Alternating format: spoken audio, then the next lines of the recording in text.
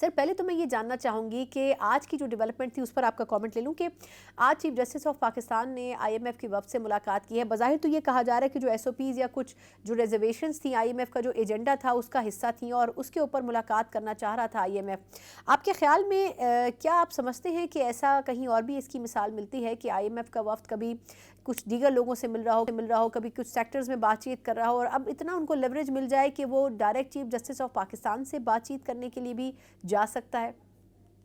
देखिए, अनप्रेसिडेंटेड है, कभी हुआ नहीं पाकिस्तान की जुडिशियल हिस्ट्री में कि आईएमएफ का कोई वफ्द तो वो आके चीफ जस्टिस जो हैं हमारे उनसे मुलाकात करे।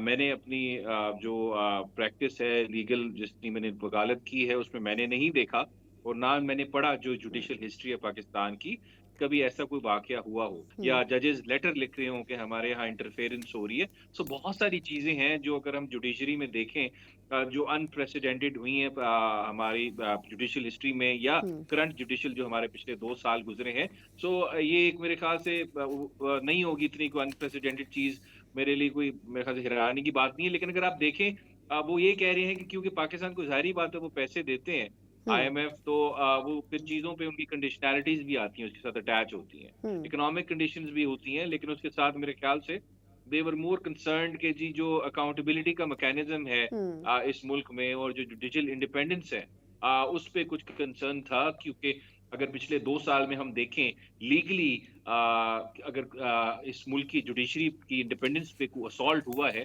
तो hmm. That is in the form of the 26th constitutional amendment. Hmm. उस असॉल्ट पे तो मेरे ख्याल से याया अफरीदी साहब का जो पिजन एटीट्यूड था वो तो हमने देख लिया। उल्टा मेरे ख्याल से तो उनके रवैये से तो यही लगा कि हुकूमत और पार्लियामेंट फैसिलिटेट हुई कि वो उसको पास करने लॉ को और इस तरह की जो अमेंडमेंट है वो लेके आए और उसको कोई चैलेंज भी नहीं आया, ना वो केस उस तरह सुना गया जिस तरह हुँ। बाकी जजेस चाह रहे थे सुप्रीम कोर्ट के।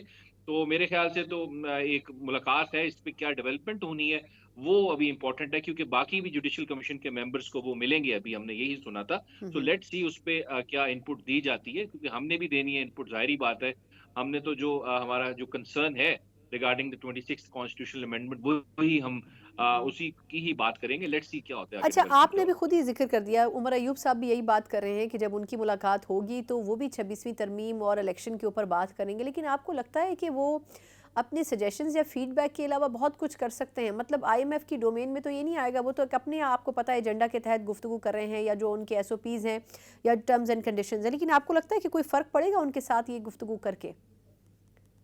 देखिए जहाँ तक आईएमएफ की बात है, ज़ाहिर-सी बात है जो स्टेट ऑफ पाकिस्तान है जब कोई कंडीशंस आती हैं आईएमएफ से रिलेटेड, बेशक वो इकोनॉमिक हो, फिस्कल मेजर्स हो हुँ। और अगर वो लॉ एंड ऑर्डर से रिलेटेड या जुडिशियल इंडिपेंडेंस से रिलेटेड कोई ऑब्जर्वेशंस भी आ जाती है किसी इंटरनेशनल बॉडी की, तो हुँ। जो हुकूमत होती है इसको बड़ा सीरियस लेती है और कोशिश करती है कोई भी अगर रिस्पॉन्सिबल अकाउंटेबल गवर्नमेंट हो कि वो उन चीज़ों को रेक्टिफाई करे।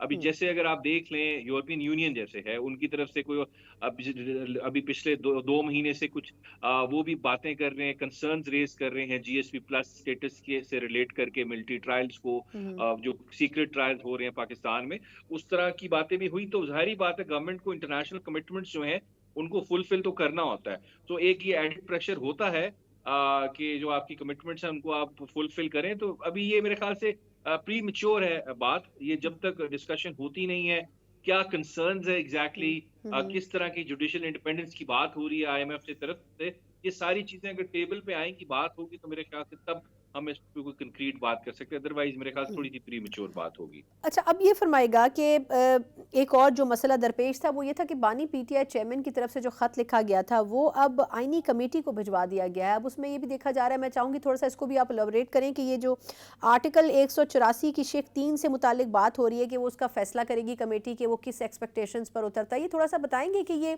आसान लफ्ज़ों में ये बात क्या है? और दूसरा, क्या खान साहब की भी ख़्वाहिश थी कि ये कमेटी को भिजवाया जाए या इसका मकसद कुछ और था? देखिए आर्टिकल 184(3) की जो भी पिटीशन होती है उसको हम कॉन्स्टिट्यूशनल पिटीशन कहते हैं। हुँ। हुँ। इसकी 2 कंडीशंस होती हैं। पहली कंडीशन ये होती है कि ये मैटर ऑफ पब्लिक इम्पोर्टेंस हो और दूसरी ये कि एनफोर्समेंट ऑफ फंडामेंटल राइट्स हो।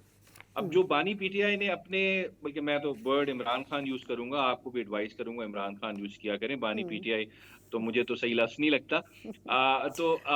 जो इमरान खान साहब ने जो हुँ, लेटर लिखा, उसमें जो हमारे फंडामेंटल राइट्स की मैस स्केल पे वायलेशन हो रही है हुँ, और ज़ाहिर-सी बात है फिर ये पब्लिक इम्पोर्टेंस का मैटर हो गया और साथ एनफोर्समेंट ऑफ फंडामेंटल राइट्स की बात है, राइट टू लाइफ की बात है, राइट टू डिग्निटी की बात है, हुँ, राइट टू मूवमेंट की, right to free speech, right to association, right to protest. ये हुँ, सारे बुनियादी हकूक जो पिछले 2.5 साल से तमाशा लगा हुआ है, पामाल हो रहे हैं, हुँ, लेकिन जो हमारी जुडिशरी है, उसका जो रवैया है गार्डियन ऑफ फंडामेंटल राइट्स वो नहीं है वैसा। तो उन सारी चीज़ों का जो एक दरिया में कूज़े को बंद करके ये लेटर लिखा गया और chief justice being the ultimate father of the judiciary in Pakistan और उनकी सबसे ज़्यादा रिस्पॉन्सिबिलिटी बनती है, उनको लेटर लिखा गया और ये पहले भी लेटर लिखे गए हैं।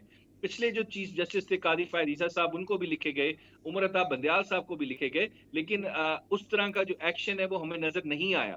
तो अभी हुँ, भी बानी पीटीआई बेसिकली तो वो बुनियादी तौर पे तो ज़मीर जो है, उनको झंझोड़ रहे हैं कि शायद कोई ज़मीर झंझोड़ूँ मैं और उसमें से कुछ डेवलपमेंट हो जाए। हुँ, फिर हुँ, जब ये सारी बातें केस लगेगा, अब आईनी तरमीम के बाद कॉन्स्टिट्यूशनल बेंच के पास जाएगा, हुँ, क्योंकि पहले ऐसे नहीं होता था।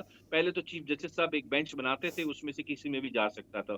तो लेट्स सी ये फिक्स हो, फिर बुनियादी हकूक की जो पामाल हो रहे हैं, उनको उनको एड्रेस किया जाए। ये सारी चीज़ें हैं देखने वाली और हुँ, जुडिशरी पहले सा रवैया तो मुझे इतना इम्प्रेसिव नहीं है। अभी देखते हैं क्या करती है। अभी तो हुँ, मुझे इतनी पॉज़िटिव चीज़ें नज़र नहीं हुँ, आ रही। ठीक। अच्छा